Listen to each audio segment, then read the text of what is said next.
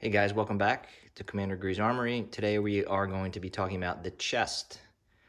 This will include the front, the back, the suspenders, and the radio pack.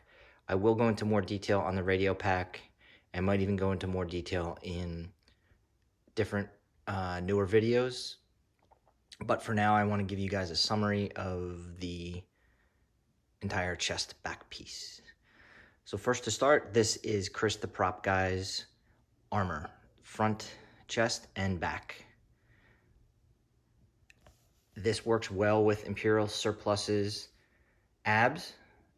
It also is just as easy to put together as any of the other plastic formed armor on the market.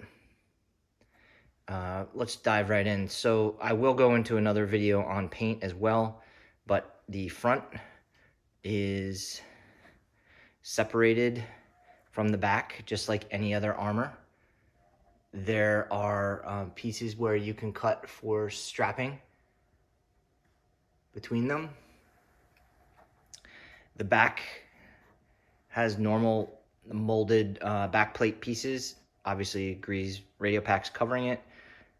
The det is 3D printed. This is not Chris the Prop Guy's det. I opted for lighter portions for this. I also kind of rigged a way for magnetic caps, right? So this helps two ways. I can remove this in some aspects, but I can also change the angle if needed of these. They don't need to be, but I can obviously spin them if I needed to. And I can also tack this down to be where I need it, but for right now it does give a little, which is nice. I modeled these in Blender and 3D printed. Real quick on the radio pack, this is an ABS sheet. The top portion as well, this is ABS sheet plastic. The knobs, the antenna mount, these are 3D printed. I'll go into more detail on these. I'm just gonna go through it quick. The knobs here, they are 3D printed, sheet plastic, and then this is brass, bent brass tubing. Sheet plastic as well. I opted for the sheet plastic ABS on this. It's super strong. I'm gonna go into it more, but it is connected through a Chicago screw. I will show you that in more detail as well, but just to stay on the chest and back. Suspenders, real quick, they are elastic. The shoulder pads themselves, they're not really pads, they're sheet ABS, like I said before in earlier videos. I do have some sort of foaming here.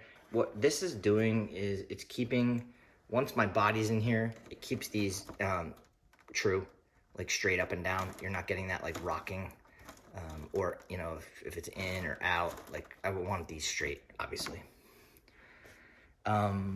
Let's go inside real quick. So I mount these, so top and bottom, the magnet system that's very popular to use. It's ABS slurry mounted on the back, and then these have matching polar magnets on the front. I do have a guide here.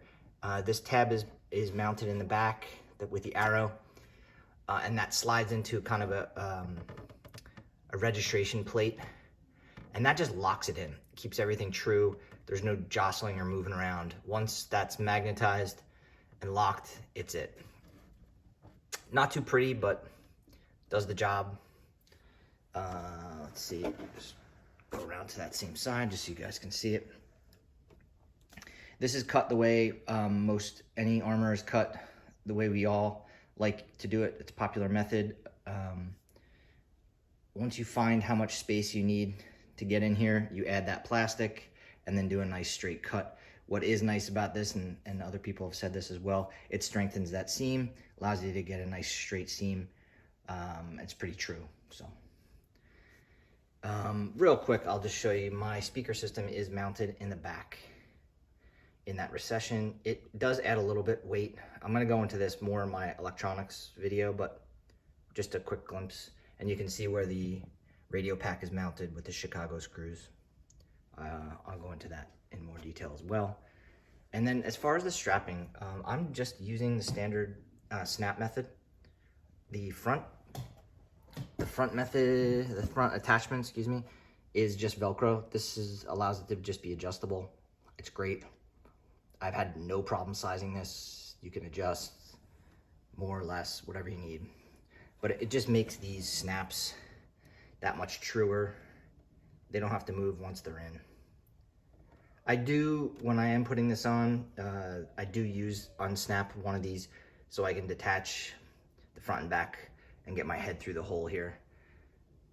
That is one thing I do have to do, but no problem with the spotter. You can even do it alone if you needed to. That is pretty much the tour.